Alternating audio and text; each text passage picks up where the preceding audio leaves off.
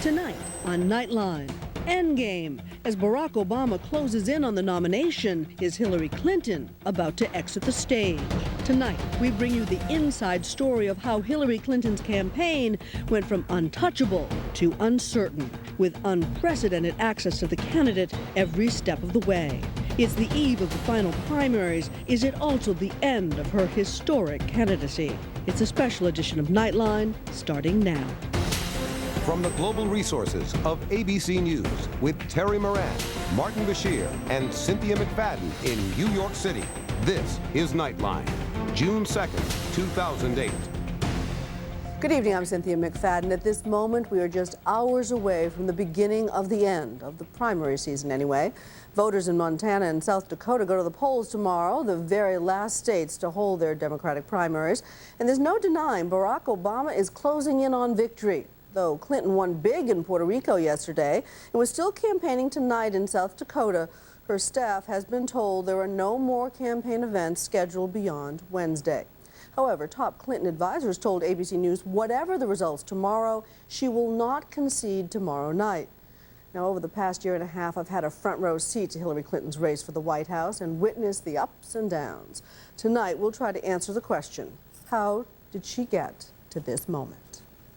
Hi, Good Cynthia. morning. How are you? How are you? I'm excellent. In the fall of 2006, we first met up with the junior senator from New York in a tiny upstate town. After 6 years as a senator, it was clear she was having a ball. I was just entranced with the canal. Of course, I love the fact that it was originally called Clinton's Ditch. You know, that just makes me feel very connected in a personal way. She'd even won over many upstate voters in this traditionally Republican stronghold. She's genuine and very intelligent, well-spoken. Now, you're a Republican. Yes, I am. Did you support her last time? I did not, but I think I probably will this time. It was this kind of support that made many think she just might have a clear shot at the presidency. After all those years standing at Bill's side, Clinton seemed to have finally found her own groove. Do you actually like campaigning? I love it. When I started 7 years ago in July of '99, I really wasn't sure that I would like it for me. Right. I liked saying, please vote for Cynthia because, you know, et cetera, et cetera. But to stand up and say, please vote for me, that was hard. And for months, my friends kept saying, you've got to stop saying we.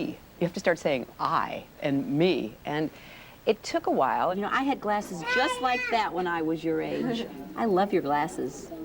But her campaign for Senate wasn't the election on everyone's mind, even back then. So let me just ask you the question directly. Are you running for president in 2008? I am not thinking about that at all. You know, I know everybody else is, and lots of other people are saying, oh, she is, but the truth is, I don't think about it. I haven't made any decision about it, because that's not how I think and how I work. Hey, girl. Hi, honey, how are you? I've had the best time today. Whether she was running for president or not, she had the world's best campaigner at her side. My first campaign was 32 years ago. I can hardly believe it. I wasn't even 30 years old. Rule number one is never look past the next election, or you might not get past the next election. But right off the bat, it seemed she violated rule number one, running as if she were the inevitable nominee before the primaries had even started. That air of coronation would turn off a lot of voters. Iraq would be another problem, especially her reluctance to say her vote authorizing the war was a mistake. Do you, as we sit here today, with the information we have today, regret casting that vote? Well, I can only look at what I knew at the time, because I don't think you get do-overs in life. I think you have to take responsibility and hopefully learn from it and go forward. It was a position that may have served her well in the general election, but in the Democratic primary race, it opened a door that Barack Obama would walk right through. 4 months after we sat down with her, she did announce for president. I'm in to win, and that's what I intend to do. And for months after that, she was indeed the indisputable frontrunner. I am running because I believe I can go into that Oval Office on day one. She was selling her experience in Washington,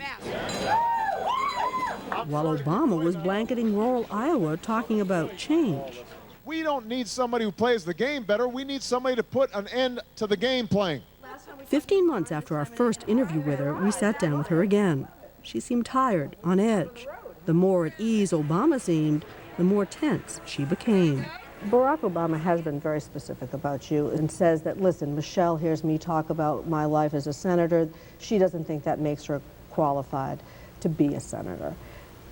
Would you respond to that? I am a senator. I have been elected twice in But you understand the point. Well, I understand the point, but it's really beside the point. She conceded she was struggling again to get voters to like her. As you know, there are a lot of people who, despite what they admit as leadership skills, just don't like you. Well, and most of them have never met me. And most of them, I'm just going to keep getting up every day and telling my story. Clinton came in a disappointing third in Iowa, inevitable no more. Her message seemed to change daily, while Obama's message, change we can believe in, stayed constant. But after a remarkable afternoon in New Hampshire, in which the public saw an uncharacteristic flash of emotion, I just don't want to see us fall backwards. she surprised the pundits and won.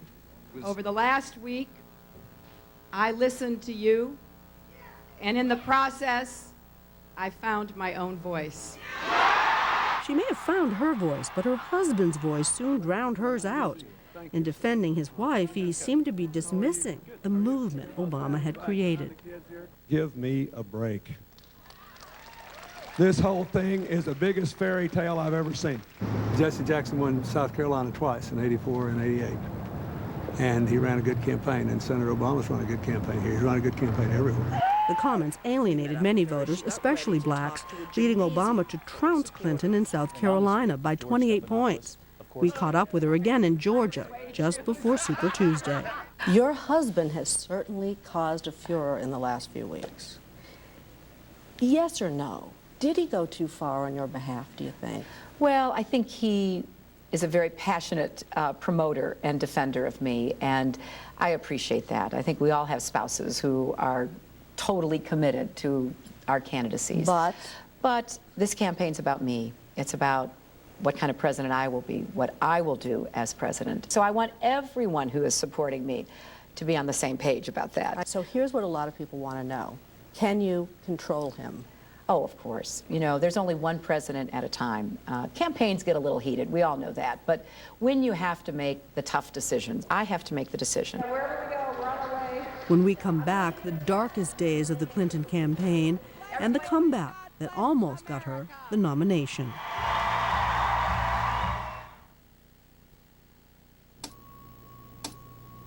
At 6:30 in the morning, I have a cigarette, and then another on my way to work. At 10 on the dot, like clockwork, I have to go out for a smoke. And then I grab another after lunch. For me, smoking is more than just a habit. It's an addiction to nicotine. You know, quitting isn't easy. And when willpower isn't enough, it's time to talk to your doctor. If you want to quit smoking, there's something you can do. Go to mytimetoquit.com or call 1-866-590-9500 to get the information you need to make the most out of your conversation with your doctor. You can also sign up to receive tips on quitting and find out more about a prescription treatment option. It's 11:35, and it's my time to quit. Hi, Katie. Come on in. Make it your time. Go to mytimetoquit.com or call 1-866-590-9500 now. In the morning, it's all about get in, get out, and get going. Men's Rogaine foam won't change that plan. It's the first and only foam that regrows hair. It goes on easily, dries quickly. Men's Rogaine foam. Use it or lose it. Hey, our salads. You can do that all you want. I don't like V8 juice. How about V8 V Fusion? A full serving of vegetables, a full serving of fruit. But what you taste is the fruit. So even you could have had a V8. You rush to the office, you're glued to a desk all day, and someone else controls your time. Well, you don't have to take it anymore. Tomorrow, GMA shows you the controversial new plan that could change the way millions work. How? Good Morning America gets to the heart of the story. Lakers, Celtics. Coverage of Game 1 begins Thursday at 8:30 Eastern.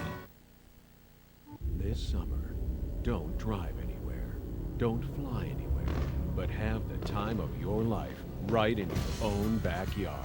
It's the All-Star Summer Vacation Sale, only at The Great Escape. Swim all summer long for only $39 a month.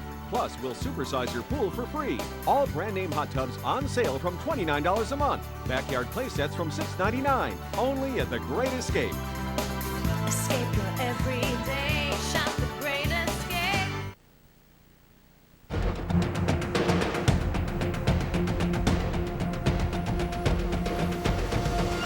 Back now to our look at Hillary Clinton's historic campaign. Yes, some Clinton backers even tonight are talking about taking the fight all the way to the August convention. But if that happens, she'll go as the underdog. So how'd she go from sure shot to long shot? By January, the unthinkable had happened. The Clinton campaign was running out of cash, while Obama was flush. Despite raising tens of millions of dollars, the candidate herself ultimately ended up loaning her campaign almost $11.5 million. I think the results last night proved the wisdom of my investment. Clinton did well on Super Tuesday, cashing in the big states, but not well enough to shut Obama out. What followed was a veritable electoral slaughter. Obama beat Clinton in 11 contests in a row, many in the smaller caucus states that she had all but ignored. But still, she persevered. We saw her again in Appalachian, Ohio, just before the March 4th contest there.